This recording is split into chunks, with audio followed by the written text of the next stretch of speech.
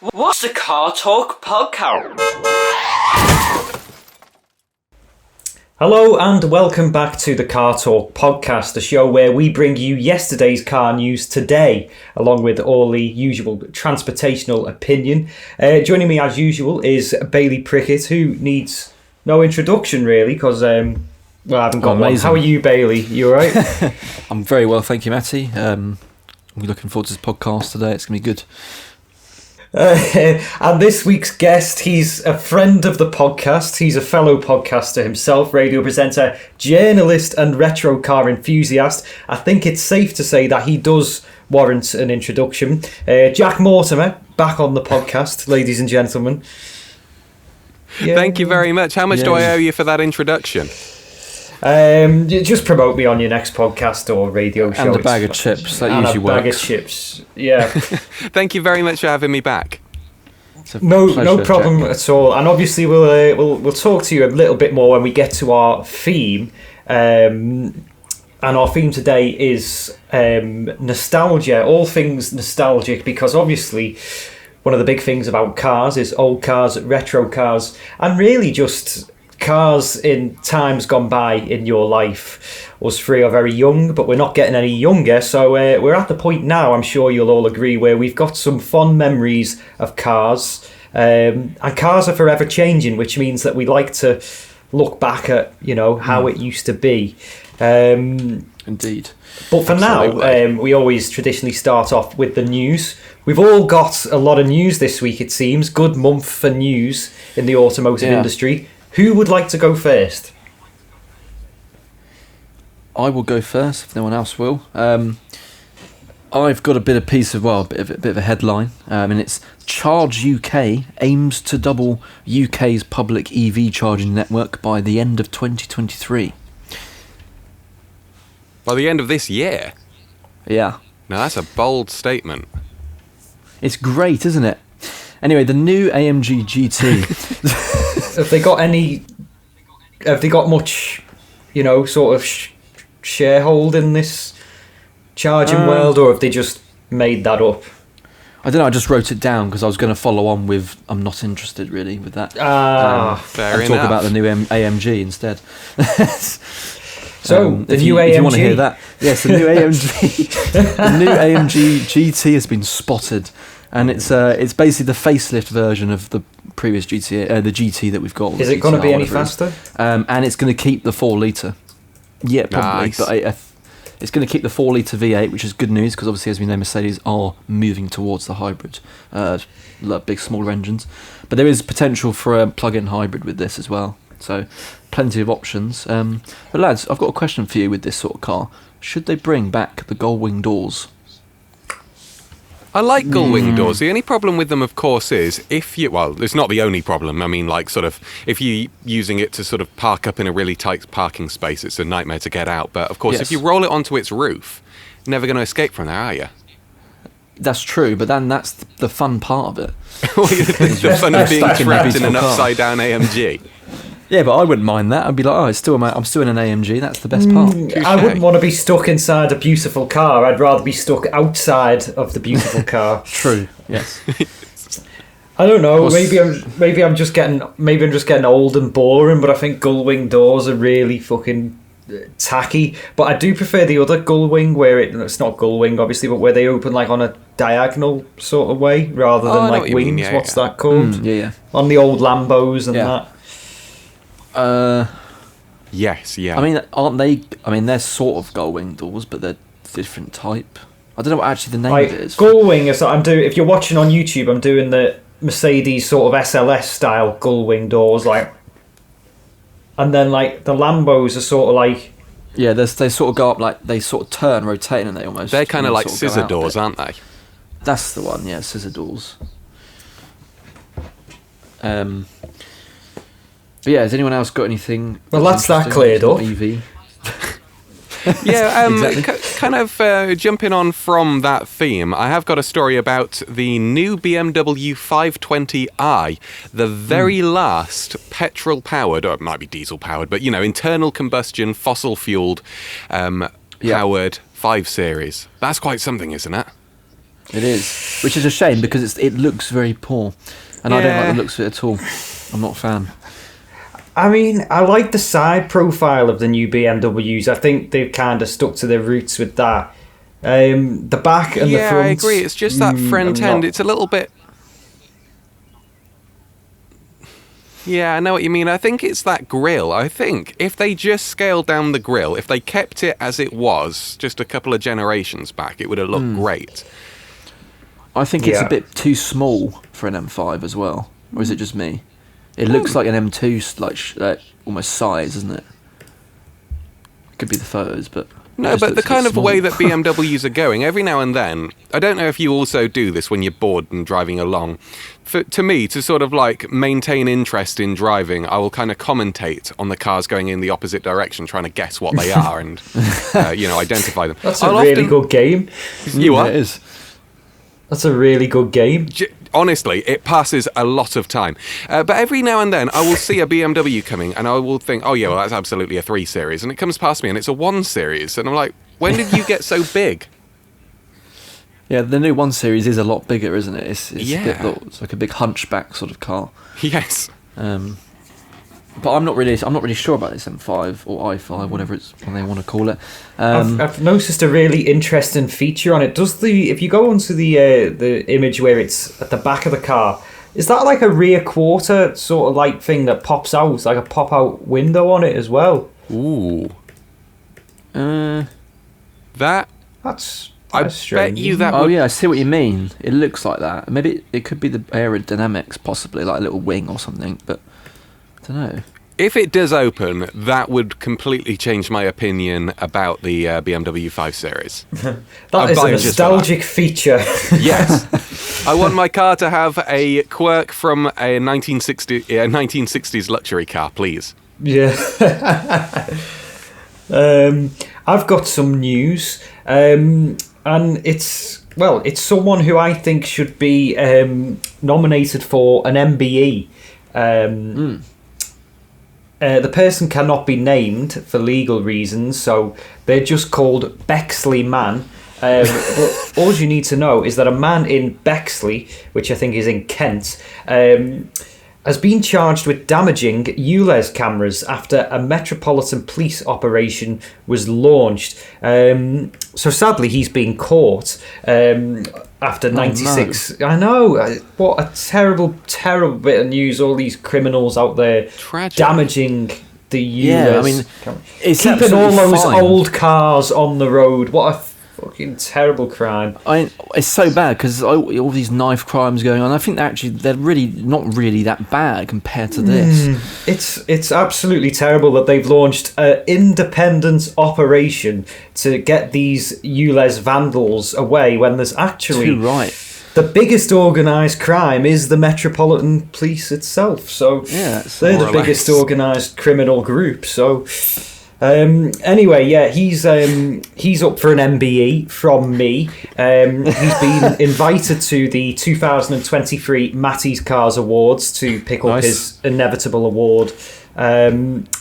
So yes, it's quite funny that I put on Google Bexley Man and it came up with several men, which I think is probably not the right. I don't know, they look like it. I've never been to Bexley. They probably are from there.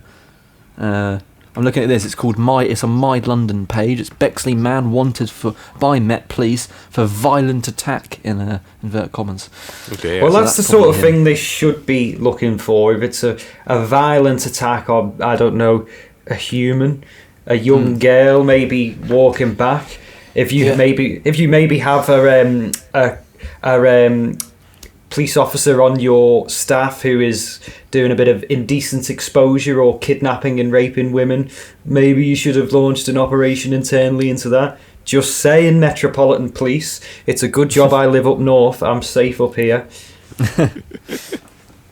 Actually, going on from that story, have you also heard about there's this guy who lives, again, in what will soon become the ULEZ ultra-low emission zone, and he's got a 2002 Ford Focus, and what he's done to stop him having to pay the fee to use it every day of like £12.50 or whatever it is, he's actually changed the name of the owner, because you can still keep a car and drive it if you're the registered keeper, I guess, but he's changed the owner to a Mr. Sadiq Khan. That's amazing. That is genius. I don't know how long that would last, but sorry. Well, there's a lot of Sadiq Khans out there, but I'm just wondering, does that mean that Sadiq Khan is allowed to drive? Is he exempt? Is he? Well, I suppose in that kind of theory, what happens there is he'll drive around it for a bit, and sort of Mr. Khan will kind of cotton on to this, and then he just sort of collects a Ford Focus. If he's the owner of it. I'd actually quite enjoy seeing Sadiq Khan in a 2002 Ford Focus. I think that would be nice. Again, another nostalgic car. Yes, indeed. I have a bit of news. Go on, baby. Yes, I've got a piece of news, but it's a shame because it's a concept. Don't know if it will be made, but it's the new Alpine. Has revealed a new electric hot hatch concept called the A290, which sounds like a Boeing plane or an Airbus plane. And it's quite interesting because both motors will sit at the front axle, which probably means it's going to be front-wheel drive, which might be the first front-wheel drive electric car, which is pretty cool.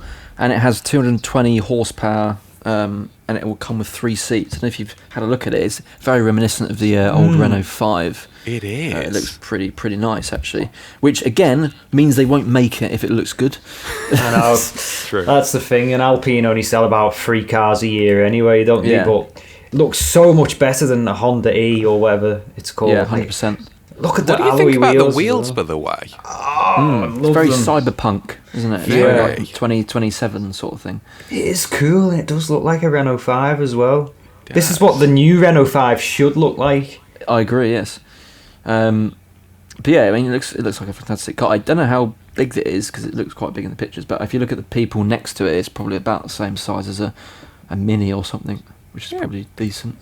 Other observation, you might notice it's a 3-door, which you don't get anymore. Nobody's making a 3-door hatchback anymore, but this is. Yes, that's very true, and it's very nice to see that, actually, I think. And it's got, as you said, 3 doors, but it's also got 3 seats as well, so that's and the driving position of a McLaren F1. Yes. So it's got all the good things about cars in one car, which I'm glad about. Yeah. Bit of consumer advice there. When that comes out, which it won't, buy it. Literally, yeah. That's consumer advice on the Car Talk podcast. It's the first time we've done that. A little bit of advice now from me to Jeep, or more specifically, the CEO of Jeep, called Christian Munoz, it spells here. He's said that the firm has, he admits that the firm has screwed up twice. Doesn't fill you with confidence, that, does it? That the boss of Jeep is saying that they've screwed up twice. I don't know that much about PR. I just know that that's not really the way to go about it. It's not at all. Probably not, no. And Jeep, as we know, is it's not the biggest success in the UK. They do all right. I think they're part of the Stellantis group now, I want to say, or is it? That's right. Is Stellantis Fiat and yeah, it is. So they're all part of them. It's all sort of badge engineering, gear knobs from a Fiat 500 and what have you. So he says that they've screwed up twice, and in order to combat this and to gain more market share in the UK market, they're going to hone in and focus on EVs. Electric SUVs, because obviously Jeep are a 4x4 brand. Now, before we go on, if I was him, Christian Munoz, I'd kind of have a little think, because Peugeot, who have the same owners as Jeep, Linda Jackson, who is the boss of Peugeot, has come out and said that big SUVs will be made extinct by electrification. So I think there's a lot of contradiction and unsureness. Unsureness? No, that's not a word. But a lot of head scratching. Confusion, yes. That's the word I was looking for. A lot of confusion going on in the Stellantis group, because Jeep are saying, yes, we're going to be brilliant, we're going to gain UK market share by making big electric SUVs, and Peugeot, well, Linda anyway from Peugeot is saying no. So make of that what you will. The boys discuss. Well, I think this is sort of like us getting back into the days of British Leyland, where you had like Triumph competing with Rover and Austin competing with Morris. We've got all of the Stellantis-owned groups now just sort of competing with one another with basically the same technology, but not the same direction. Yeah. It's they're too different to compete, aren't they? But they're also very, very restricted in what they can make, if you get what I mean. So Vauxhall want to be Vauxhall, and they've been in an identity crisis for years, but they can't really be Vauxhall because they're sort of trying to make more British-looking Peugeots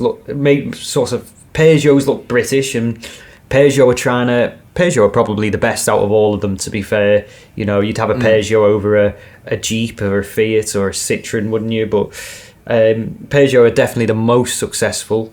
But yeah, in terms of Jeep, I don't know if we're going to be seeing them for much longer, if I'm honest, especially if they've screwed up twice, according to the boss. Very, very true, that is. Join us next time as we find out when Jeep will screw up next. That'll be the next theme of the podcast. Yeah. Next time you're on next year, it'll be like, big news, boys. Jeep, they've done it again.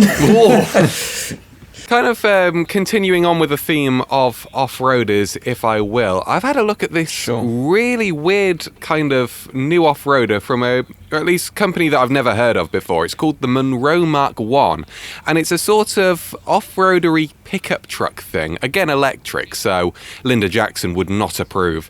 However, I quite like it in a weird old way. It's very, it's almost like it's made in Minecraft, and it's always got that Defender look as well. So it's quite clearly based off Defender. I was going to ask if it was like a Chinese copy, but I couldn't have been more wrong, because I've just read that it's Scottish. Yes. Well, that's it. They've designed the rear bed, apparently, so it can fit a pallet, you know, the kind of thing that you would stack, you know, use forklift trucks with. So, it has actually been clearly designed to carry pallets full of iron brew. That's it. Interesting. Well, that is a funny car. It's really weird. I actually don't know if I do like it now. Now that I've actually had a proper look at it. I know what you mean. It sort of stares at you and glares at you. And it's like, I don't know. Why has it got 8 headlamps? Well, it says, it does have 8 in it. And what's the back? Can we have a look at the back? It's got 4. Okay. What it needs now is a big roof light. Guys, they want to sell 2,500 of these every year by 2027. Blimey. That's not happening, sorry. And that would make them the first manufacturer in Scotland to produce a significant volume of cars since Peugeot. Really? Well, because Peugeot used to have a factory. They did. Got that Scotland. Off like Chrysler Europe in Hillman, didn't they? They want 50 grand supposedly for one of these, which I guess is cheaper than a current Defender, but I don't know. I think I think 50 grand though. How long is it going to last you? It probably, apart from maybe battery issues, I'm not sure. But it looks like a rugged vehicle. It probably will last you 50 years. It's built by a small company, and obviously small companies, they pay more attention to detail to their cars. You know what I mean? No, it's true. I bet you the UN would find a good use for one.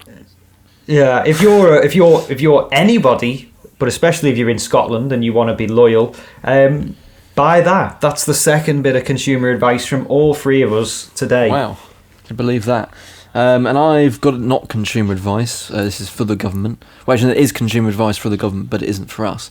That is part of my next piece of news. Would you like to hear it, lads? Yes. Very surprising. So apparently, obviously, we are aware of potholes. They are a burden on our lives, and they get in the way when we want to drive down a nice road, for example. But apparently, the pothole damage compensation payouts, if you'd like gone over a pothole and you claim off the council or whatever, your government, for like, I don't know, a broken bit of glass or tyre puncture, for example. Well, apparently the amount of payouts they've done could have apparently filled 340,000 potholes in the UK. Gosh. That would have been like 5% of all of the potholes in the UK. Well, I was going to say, it's probably not that much compared to... Even so, though, that's a staggering amount. I know, it's crazy. So why don't they just do that instead? That's what I don't understand. It's counterproductive, isn't it? Yeah. But they've obviously got the money, Clearly, yeah. Evidently, yeah. So if they're paying out people randomly just because they've gone over a pothole and they go, my tyre's a bit gone in a little bit, well, yeah, we'll pay you some, I don't know how much money it is, but, if they've got that much money, like you said, Matty, then why don't they just actually fill them in? Well, there's loads of ways that the government could save money without even offending anyone, do you know what I mean? Like, it's obviously, we're getting into spring now, the grass is starting to grow. They could definitely save money and time by not blocking off the whole road to mow the grass that's on the pavements. Yeah.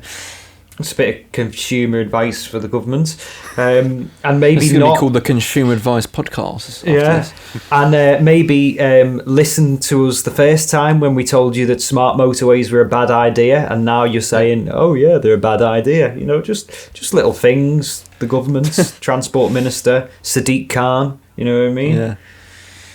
Yep, it's all very true, mate. There's also in the news this week. Law change allows longer lorries on British roads. What do we all think of having to take over an even longer lorry? Do you think that's a good or a bad thing? I saw this come up as well, actually. It would probably, for like EU, lorries, because they're a lot bigger, aren't they? Or about the same, or about the same size. But you get those like double trailers. Yeah. I suppose that would be more common, wouldn't it, on the motorway or whatever? And obviously that might be beneficial for obviously companies and stuff like that, but I don't know, in terms of actually driving on the road, I don't know if it will be a positive or a negative, really. Have to see. No, I'm not entirely sure on that one. As you say, overtaking, as far as a regular car driver would be concerned, would be the major thing. Either that or kind of tight junctions and stuff like that, and roundabouts as well. Yeah, roundabouts, yeah. And what about like actually dropping off the load and manoeuvring into, if there's parked cars either side, what about, how will that work?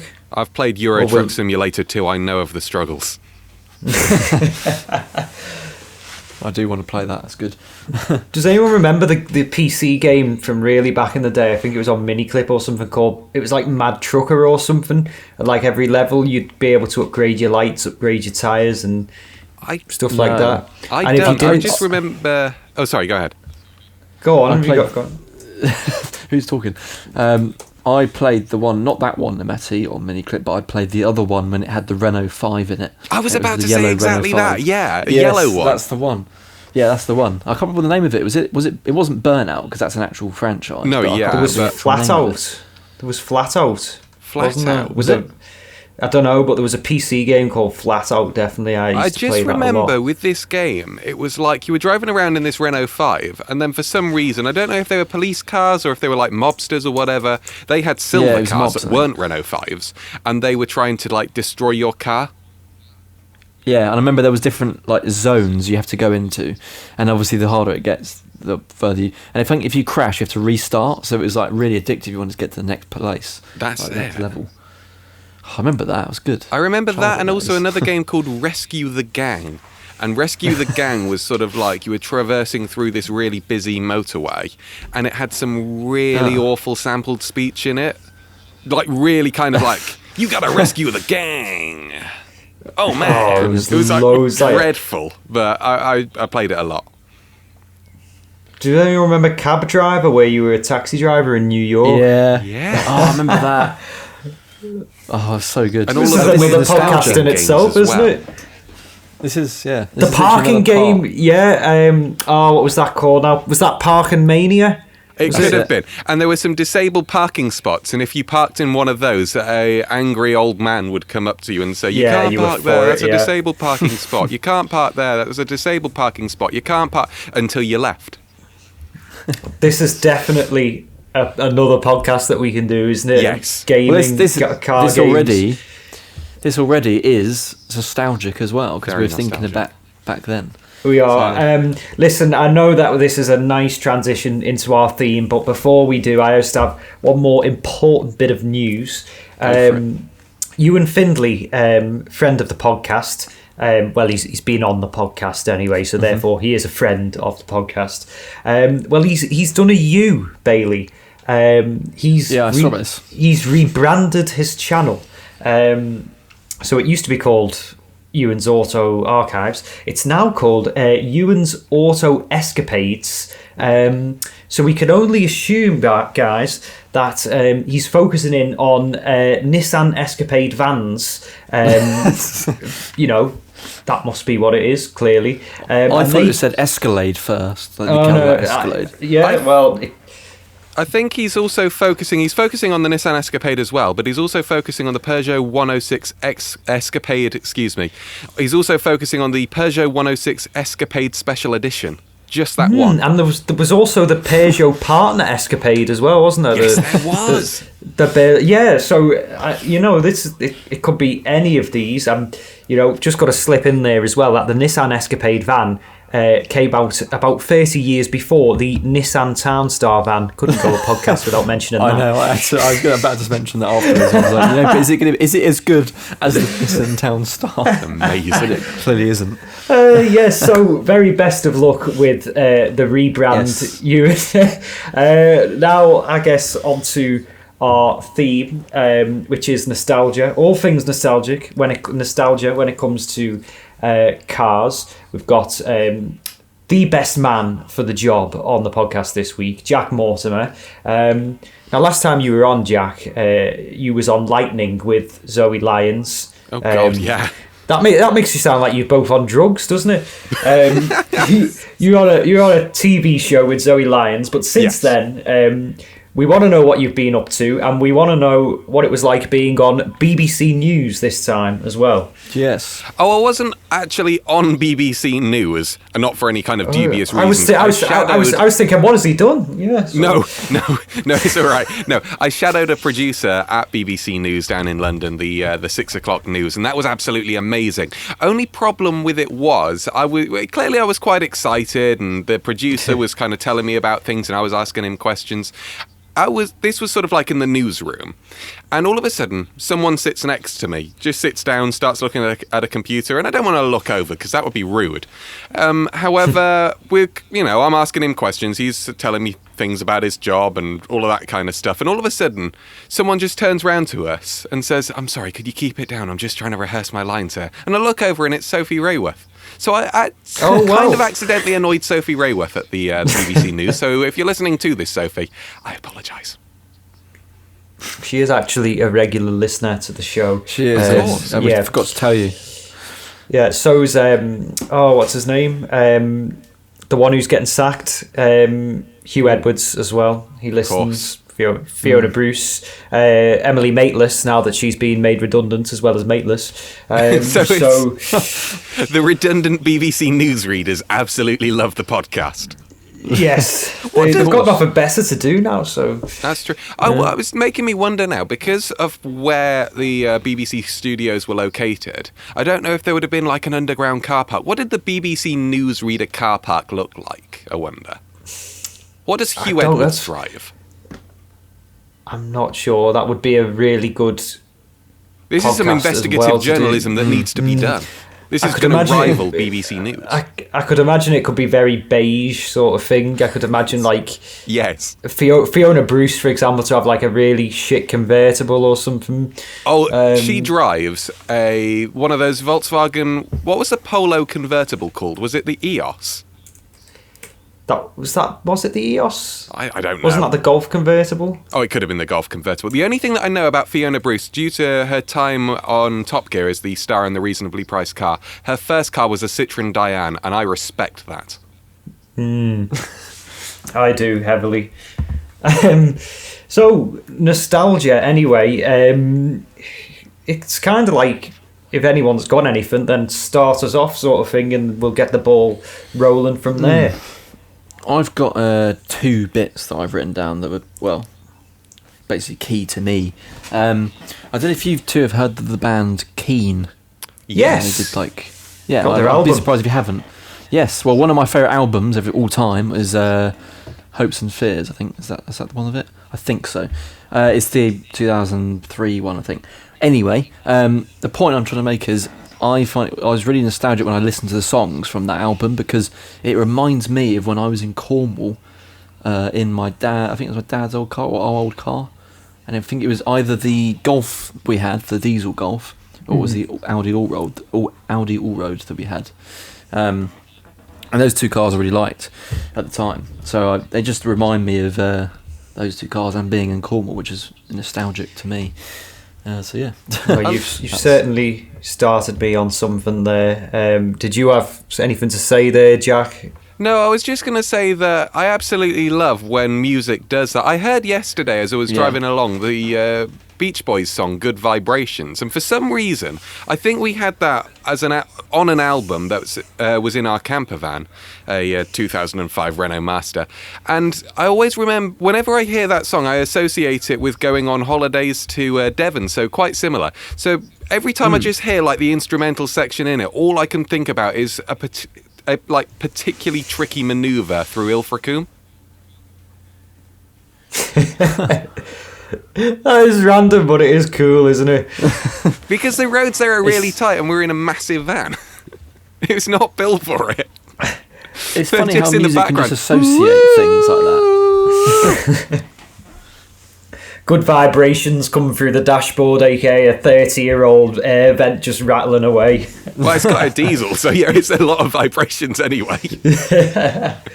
I didn't even have written down actually like music with cars or anything like that. Like my granddad had tapes of his brother singing country songs that were recorded in the bed, like a bedroom or something. So I've got all that to me name. But as soon as you brought up Keane, Bailey, it sort of sent me on a similar path to my auntie, who over the years I think she had a K11 Micra, a Mark 1 Yaris, and later on other cars, but particularly in those years, the Yaris and the Micra years, she used to take us to these places, like all different types of places, really long journeys. I seem to remember that we used to go and not do like, you know, like if she needed to buy something, she'd take us along for the ride or whatever.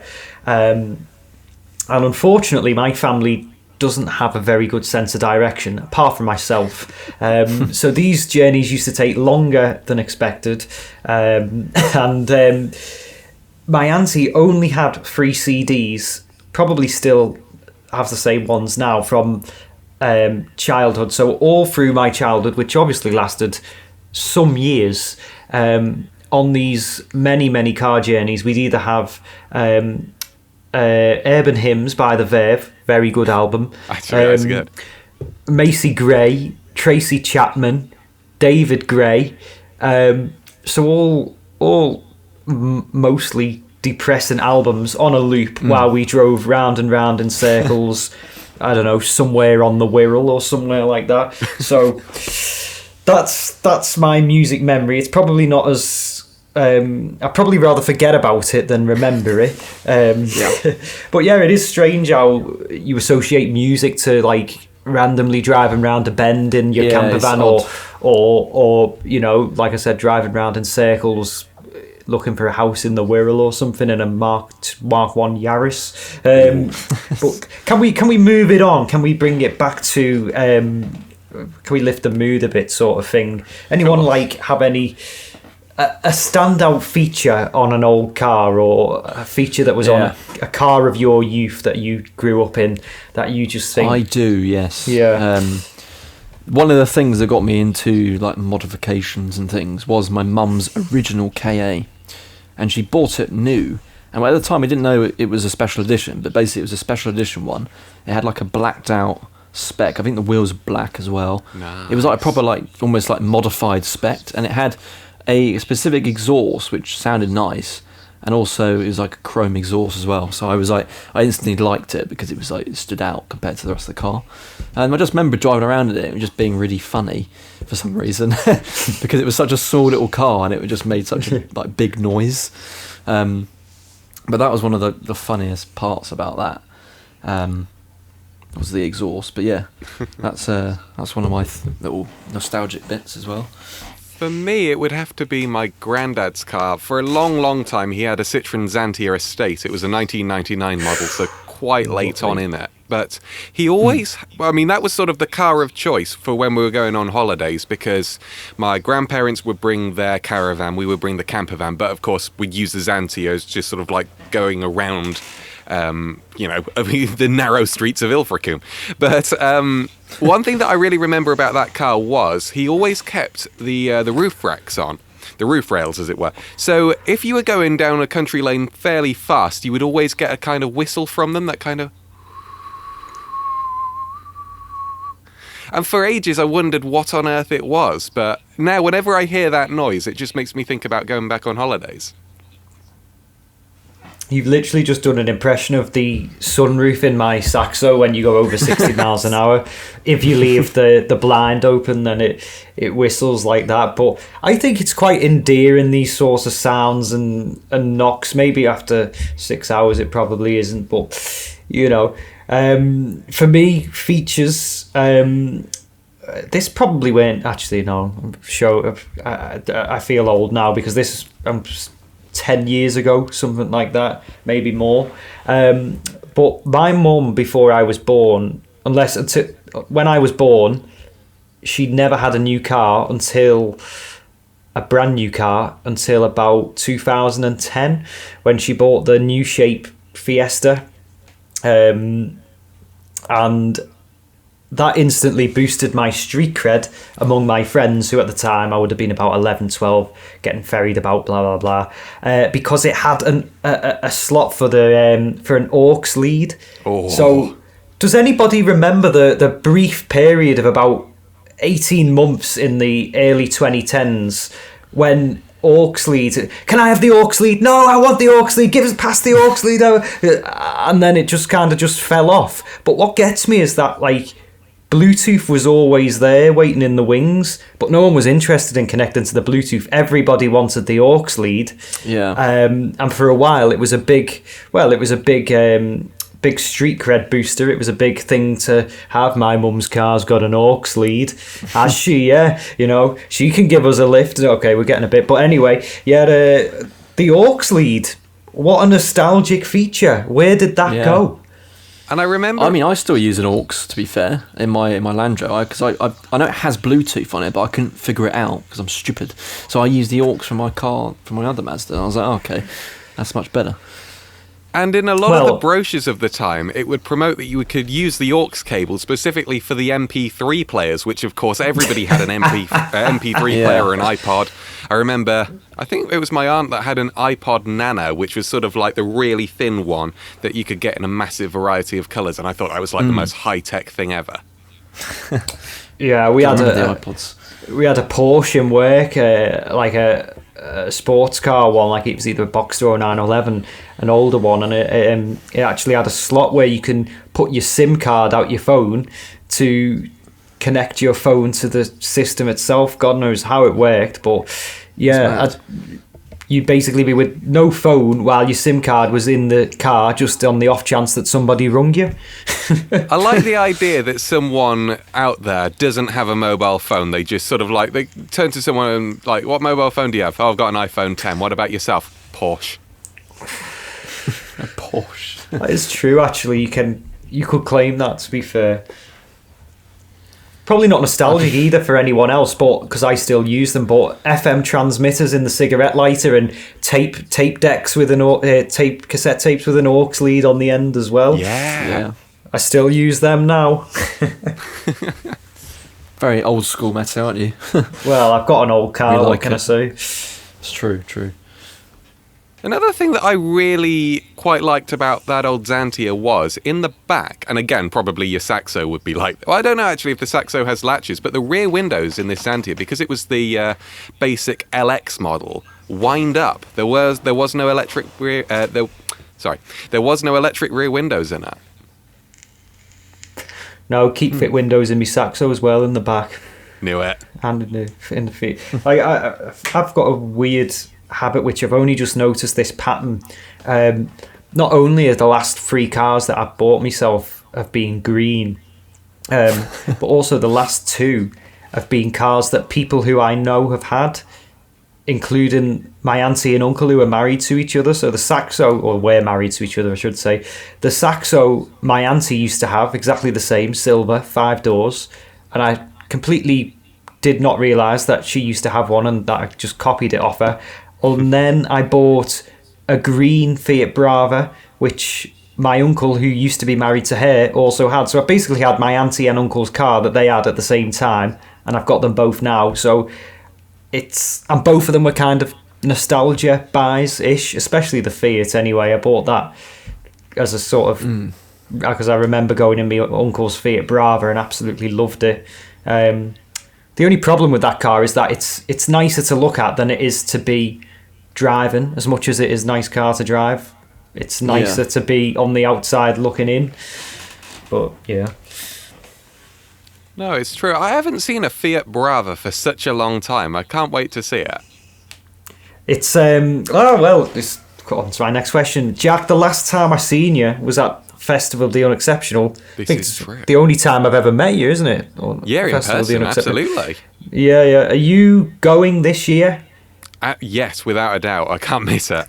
Because my Fiat Brava is going to be there. Yes. So that's all I'm going to say. Fantastic. So where is this show then? What is it? Grimsthorpe Castle, Lincolnshire, 29th of July. It's the Festival of the Unexceptional where the location has Grim in it. Yeah. Well, I'm going to Goodwood if anyone wants to come along, and we're going on the Sunday. Really? What date's that? The 16th of July. I'll go to that if you come to Photo. When's the photo thing? 29th of July, which is also my birthday, Bailey, so you kind of have to come now. Might have to have a look at that. Yeah, I'll have to have a look.